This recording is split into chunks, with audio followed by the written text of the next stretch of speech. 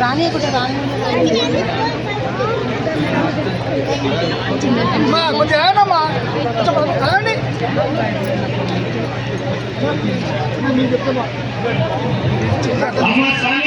మీకు చెప్పలే కదమ్మా ఇంకా అన్ని ముఖానికి వెళ్ళి కాదు దూరానికి వెళ్ళి నమస్కారం చేసుకోండి ఓ తల్లి ఓ పిల్లమ్మ ఇగో దూరానికి వెళ్ళి నమస్కారం చేయాలని రాకూడదు స్వామి మన గుడికి వచ్చి మనకి ఇబ్బంది పెడితే స్వామి మనకు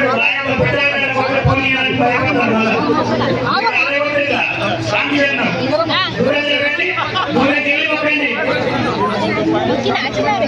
ఆ స్వామి ఎంతో సమయం ఇచ్చి దాదాపు 200 కిలోమీటర్లు మన గుడికి మన పెద్ద వచ్చే స్వామి కాబట్టి అందరికీ కూడా నమస్కారం చేయాలి. అందరూ చూడండి స్వామి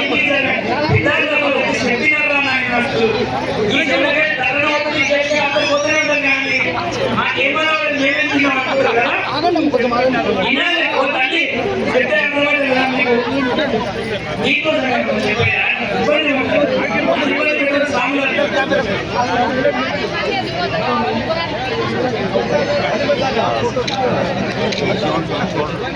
చిన్న చిన్న అమ్మ ఎవరికైనా